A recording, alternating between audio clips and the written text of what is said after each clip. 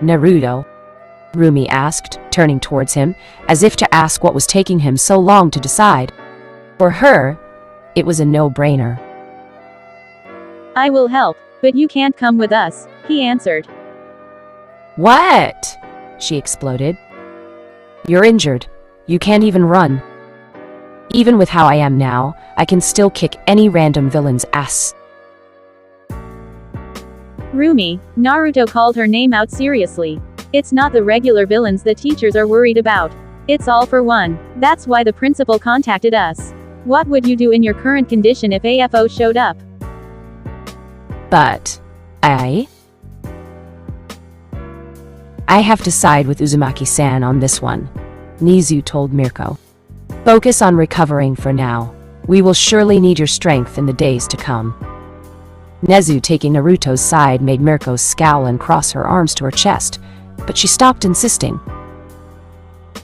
Where should we meet? Asked Minato now that everything else had been decided. If you don't mind me asking, what are the limits of your teleportation quirk? Minato showed a hesitating look before letting out a sigh. My teleportation has 3 limits. First, I can only teleport to places of Bint or places of which I have a good mental image. Second, I can teleport a maximum of 9 other people at a time.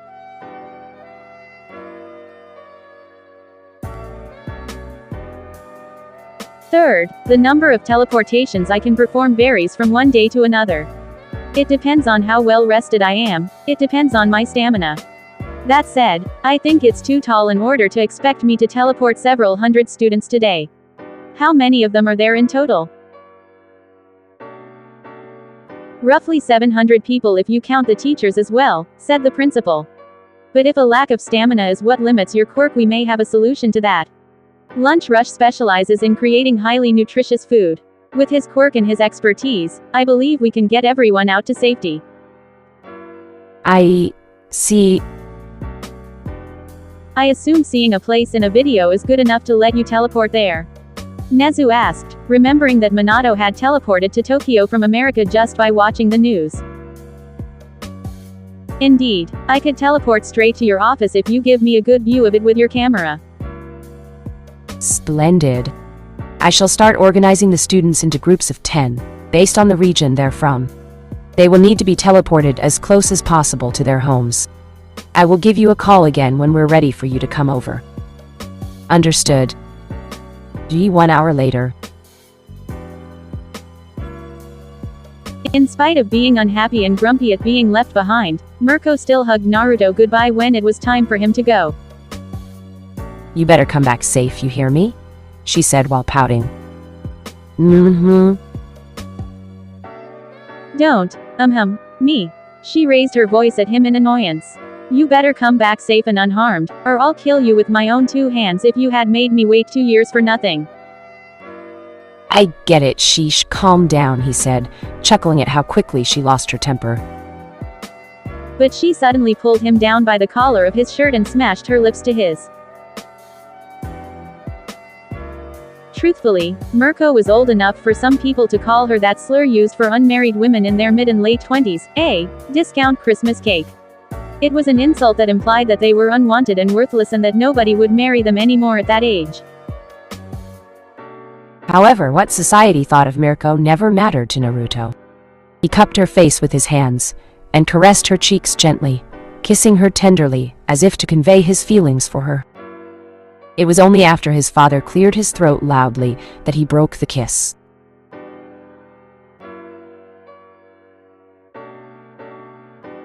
I told Izuku too. I ain't dying till I marry you. You better stay alive far longer than that, she muttered. Definitely. I promised we'd make a whole football team, didn't I? He said with a teasing grin on his face. Fool, what are you saying? When Minato started laughing at the two of them, Mirko's face turned bright red. Just go already, both of you, Mirko shouted at the father-son duo, who were snickering at her expense. Naruto just threw her one last teasing grin before Minato took him away, disappearing with a yellow flash. Unlike what Principal Nezu had feared, All for One and the rest of the villains didn't attack the bunker. In all fairness, even if they were to assume that All for One knew everything that Yuga Aoyama did, Aoyama himself should have had no idea whatsoever where exactly Nezu's secret shelter was located. After all, throughout the entire evacuation process, the students and the rest of the staff saw nothing but the interior of the room, which transported them through the tunnels. As Minato had predicted, he ran out of energy after teleporting away less than 200 students. Fortunately, thanks to Lunch Rush's special food and a short moment of rest, he was able to replenish his energy and continue evacuating the students from the shelter. 10 by 10, Minato teleported the students all over the territory of Japan, sending everyone to the prefectures where they lived, close to their parents' homes. Eventually, he teleported the teachers out too, leaving only his son, Midoriya Izuku, and his mother, Inko, whom Nezu had taken to the shelter as well, fearing that All for One might target her. The overweight woman looked like she was on the verge of crying every time she glanced down at her wheelchair-bound son. Even with Recovery Girl's top-notch treatment, Izuku was bandaged from head to toe. He was so injured that he couldn't even walk on his own 2 feet. Mrs. Midoriya was pushing his wheelchair around. In addition, his left arm was in a cast, while his right arm had been amputated from above the elbow, leaving only a stump behind. As chance made it, Izuku's father, who had been working overseas for years, happened to be in the United States, so Minato was going to take Izuku and his mom together with him on his way back home. "Thank you so much for your help. I'm so sorry to trouble you." As Izuku's mother started repeatedly apologizing and excusing herself, Kushina took her outside, in the garden, hoping that the relaxing mood of the night and serving a cup of chamomile tea would calm her down. "Don't worry, Inko-san, and stop apologizing. We've known each other for years, haven't we? We have a guest room for you, and Naruto can share his bedroom with Izuku-kun for some time too. I'm sure he wouldn't mind it. They're best friends after all. It's just for a few days until my husband finds a larger place to rent and takes us to him." Inko continued to excuse herself. Left alone with Izuku, Naruto took him to the balcony so he could have a private talk with him. Florida Man came to Florida. Naruto started off with a light joke, making Izuku smile weakly at his attempt to lighten the mood.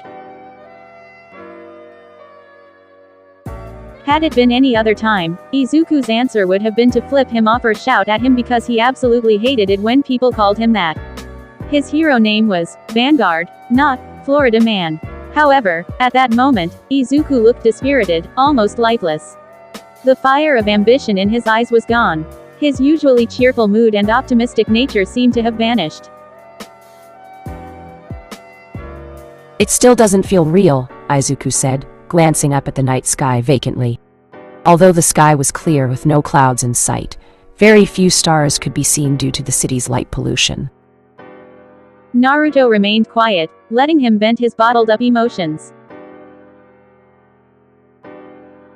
"I can't believe that All Might is dead. I thought he would be next to me forever. I thought he was invincible. He was my hero and my role model. I wanted to be like him, but now I'll never be able to do that.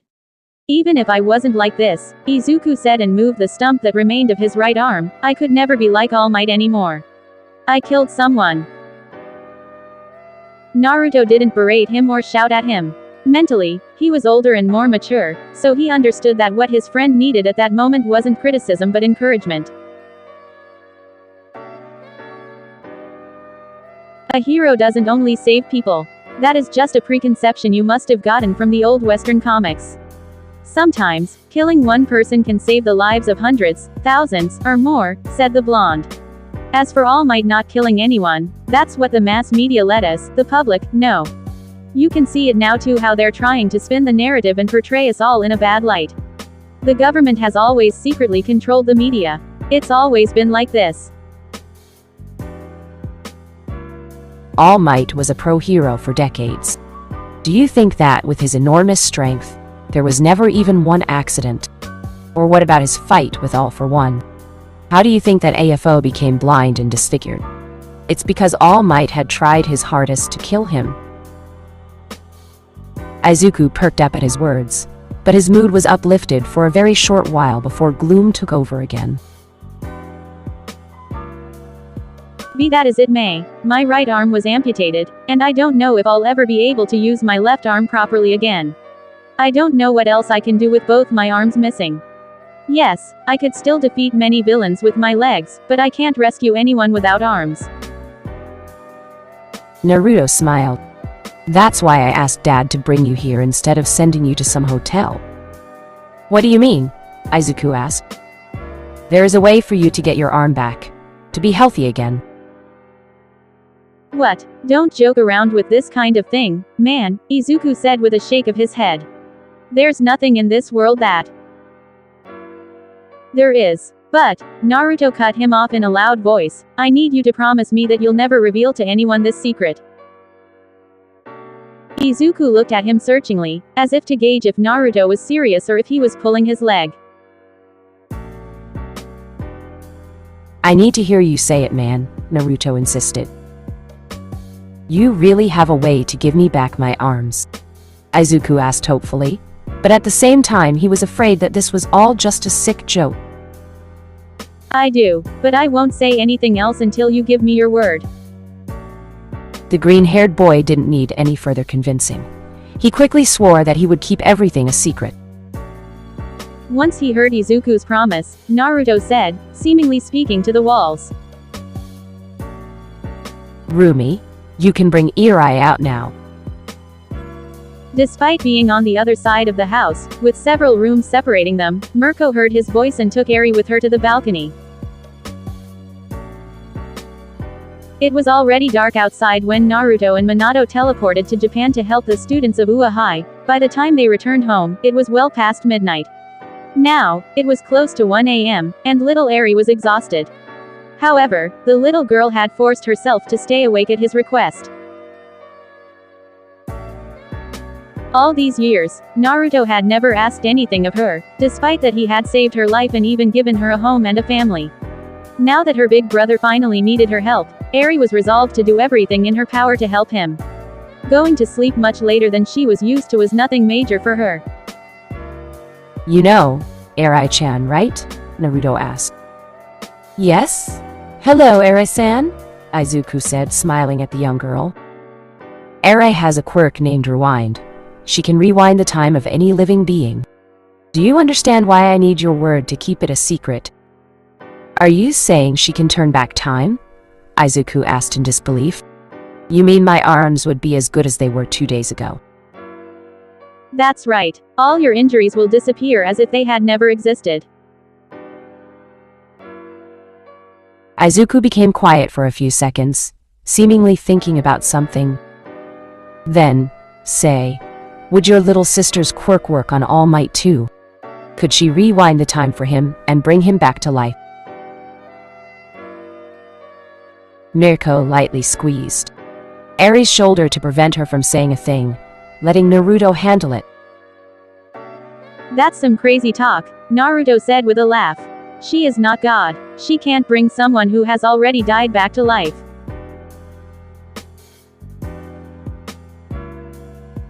It was a lie.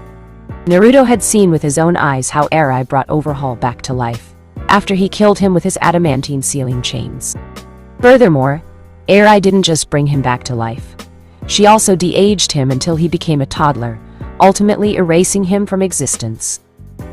Eri's rewind quirk was almost like the power of God. At best, she can only fix his body, but what would be the use of that? Naruto decided to cut off that avenue from the start, not leaving Izuku any room for interpretation and speculation about Rewind's ability. Other than his parents, he didn't trust anyone except for Rumi with Eri's secrets. No amount of security and vigilance would be enough to protect his little sister if the world at large found out that there was a quirk who could resurrect the dead. Let alone criminals, entire countries would even be willing to start a war for the sake of getting her. As important as All Might was for Izuku, Naruto wouldn't risk Eri's safety for their sake. I see, Izuku said. Despite his dashed hopes and expectations regarding All Might, Izuku quickly regained his spirit, and his eyes were filled with enthusiasm when he saw the cute horn on Eri's forehead, starting to glow with a yellow light. Midoriya-san, are you ready? Eri asked as she walked in front of his wheelchair and prepared herself to activate her quirk. Yes, I'm ready, he confirmed. It wasn't only Izuku who was shocked to watch his stump transform into a healthy right arm. Mirko was just as amazed too. She had known about Eri's ability, and she had even seen her use it on bugs before, but it was the first time she saw Rewind's effects on such a large scale. In a matter of seconds, Izuku's right arm was regrown, the shattered bones and ripped muscles and tendons in his left arm were restored, and all his bruises and tiredness vanished like a miracle. I can't believe it, Izuku said in awe as he looked at his right arm. He broke the cast encasing his left arm with his great physical strength, and started moving and rolling his wrist in fascination. If it hadn't happened to him, he would have never believed it. Remember, Izuku, you need to keep Eri's involvement an absolute secret, Naruto reminded him in a serious voice. If anyone asks how you're back to full health, feed them a different story. Tell them it's one of the quirks of the previous wielders of One for All. I don't know, you work it out. But nobody has to know anything about her.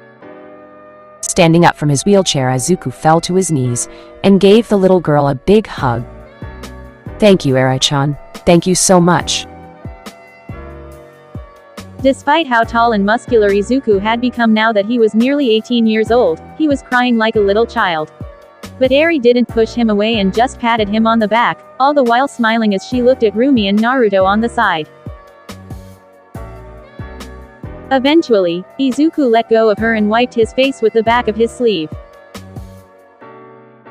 Look at you, you're almost an adult now and packed with muscles all over, but you're still crying like a little kid, Naruto laughed teasingly. But Izuku was so happy that he couldn't even find it in himself to shoot back any retorts. He had thought that his career as a hero was pretty much over after the Nomu destroyed his right arm and after he sacrificed his left to deal with the one who caused All Might's death. But now, he was healthy again. Eri performed a miracle and gave him his dream and his purpose for living back. Attracted by the loud bawling of her son, Inko came inside the house and went to the balcony in a rush. At the sight of Izuku standing on his own 2 feet and with both of his arms whole and uninjured, Inko covered her mouth with her hands, and her eyes started swimming with tears instantly. It was clear from whom Izuku got his emotional side.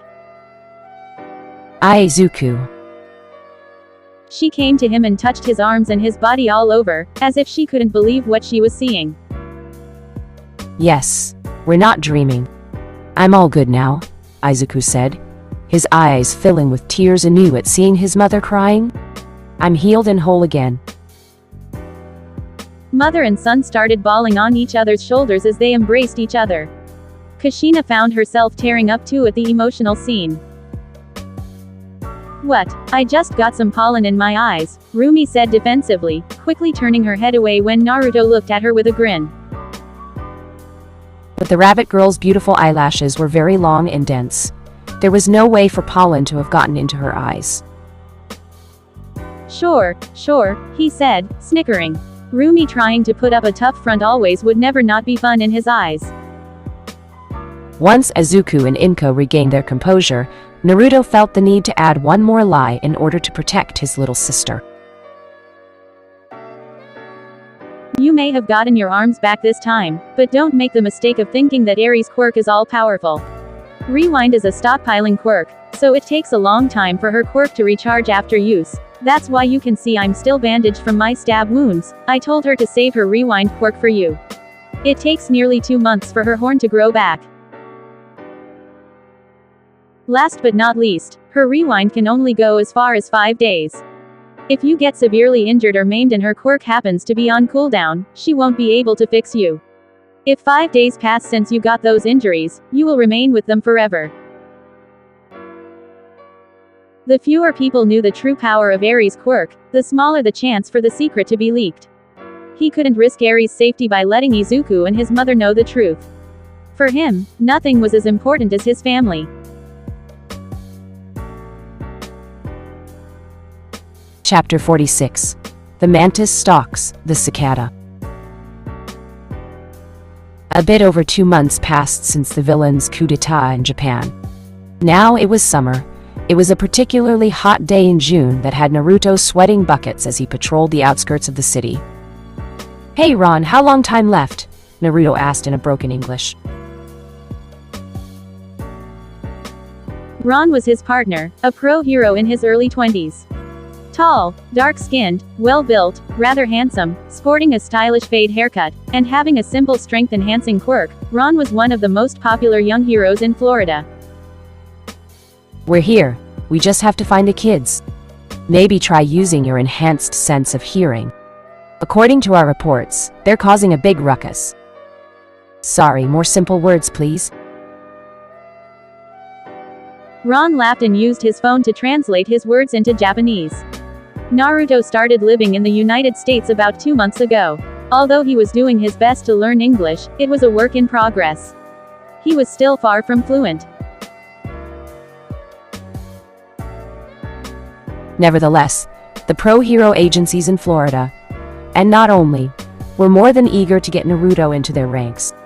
Once Mirko's mother helped him get settled as a war refugee, just like his parents, and he became a legal resident, many recruiters from agencies all over the country started fighting for him.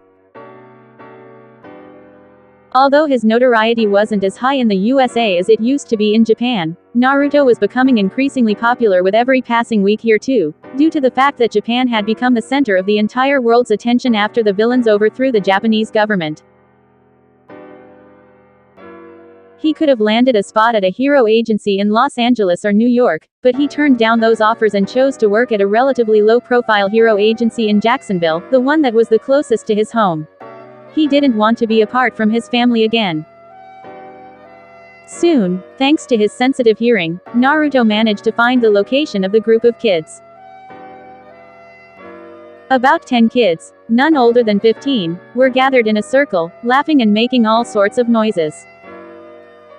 "Jimmy, make sure not to let him go." "No worries, homie, I got you." "Alright, who goes first? Emily or Mitchell?" One kid was holding an adult alligator tied down with his quirk, which conjured leather straps, while 2 other kids who looked like they had some sort of body-hardening quirks were standing in front of the reptile with their arms extended. What the fuck? Hearing Naruto swear like that in English was funny as shit, but Ron couldn't bring himself to laugh given the crazy situation. "Are you kids out of your minds?" Ron screamed and quickly broke their circle. "Tisk, party poopers are here again." One of the kids clicked his tongue. "Nobody was getting hurt," another one said. "They have body-hardening quirks. We are just training and having fun. What's wrong with that?"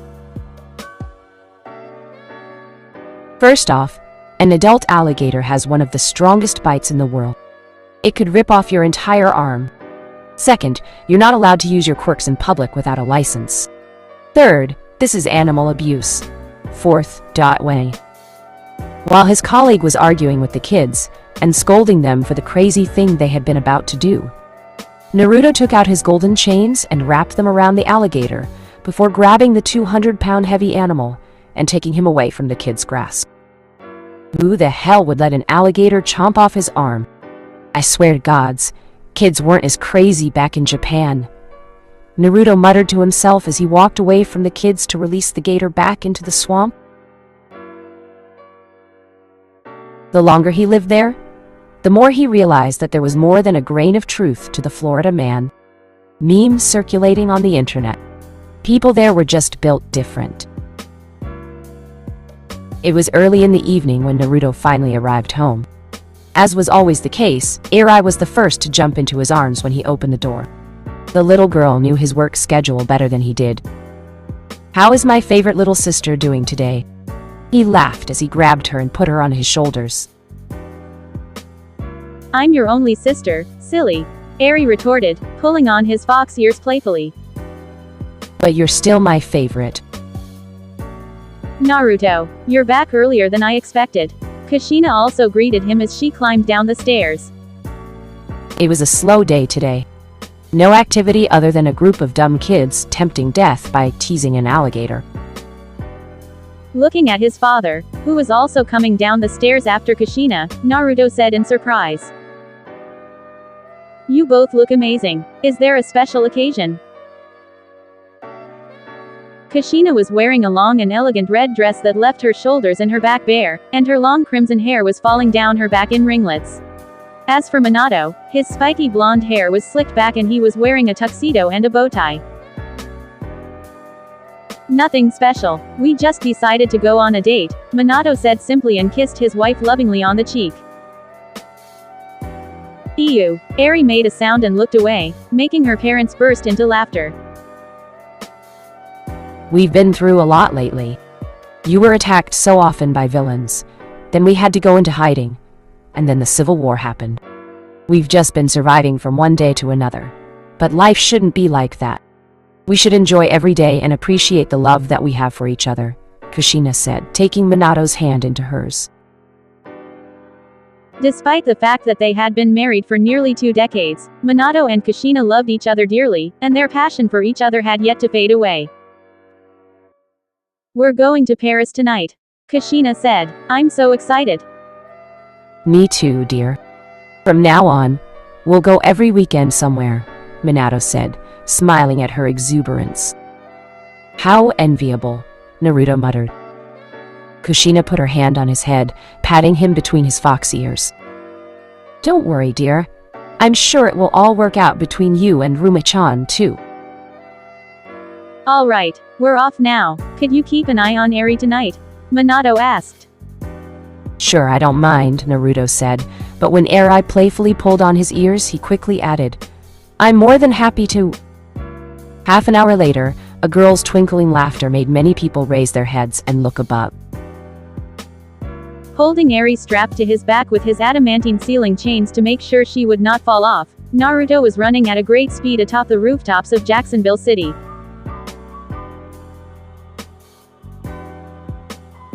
Eri let out a particularly loud shout as Naruto let himself fall off a building and didn't do a thing until he was only 10 meters above the ground. She laughed and screamed in both panic and excitement when he finally wrapped a chain around an emergency staircase and slung himself back into the air. Riding a roller coaster did not come even close to evoking the same thrill in her as when he gave her a piggyback. Maybe it was Naruto's fault for getting her used to something like that, or maybe Eri was naturally an adrenaline junkie because not a day passed without Eri bugging her brother to take her out for a run. 1 hour later, Naruto and Eri could be seen on a tall building's rooftop, sitting with their feet dangling off the edge and eating ice cream. If Minato and Kushina knew what they were up to whenever they weren't around, Naruto would never hear the end of it. But he wasn't reckless. One of his chains was wrapped around Eri's waist at all times, ensuring her safety. So, how is your English coming along, Eri-sensei? He asked jokingly. Daddy says I'm getting better. I should be able to speak English perfectly by the time school starts. Eri stopped licking her cone of ice cream to answer him. You're going to school, huh? Yes, I'm so excited. Naruto ruffled her hair playfully, but she didn't mind it. She just grinned happily at his affectionate gesture. Be careful what kind of friends you're going to make, okay? What do you mean? She asked. Kids here, well, they aren't like in Japan. Eri tilted her head in confusion. But, how are they in Japan? Her question nearly broke his heart. He had almost forgotten how bad Eri used to have it before he and his parents took her in. Don't worry about it, Naruto said, caressing her head gently. Make as many friends as you can and have as much fun as possible. Yumu. At that moment, his cell phone rang. Rumi, he said in surprise when he took out his phone and saw the caller's ID. Hello. Hi. After that, neither said anything for a few seconds. It's been a while, he finally said. Yeah, how are you doing? She asked. I'm okay. I'm out with Eri-chan, spending some time with her now. Should I hang up? I could call later. It's fine, he said, but when he looked at Eri's pouting face, he changed his mind. I'll call you in 1 hour. Having finished spending time with Eri and after putting on a cartoon for her to watch, Naruto went to the balcony outside his bedroom and dialed Rumi's number. It was as if the rabbit girl had been waiting for his call because she answered in seconds. Hey, sorry for earlier. Eri wouldn't let me hear the end of it if I spoke on the phone instead of spending time with her as I promised. No. It's okay. No worries. I called out of the blue. Awkwardness could be felt between the two of them. Naruto and Mirko had not talked to each other in over 2 months, and the last time they did, they argued. Are you okay over there? He asked. I'm okay. Not so much for the ordinary population, though, she said, and blew out a long sigh. How about you? How is life in the USA treating you? It's been great. I found a part-time job at a hero agency, and I get to see my parents and my sister every day. I'm happy for you, Rumi said. I miss you, Naruto. A note appeared in his net. I miss you too. Silence was instilled between the two of them once again for some time. I'm sorry, I was stubborn and I. No, I was stubborn too. I'm the one who is sorry. Rum cut him off. I think you were right. It's all in vain. All my sweat, blood and effort are for nothing. I've been working my ass trying to keep people safe, but they don't care. They don't appreciate it, and it's never ending. It just doesn't get better. What happened, Rumi? He asked in worry. He could hear how frustrated she was from the tone of her voice.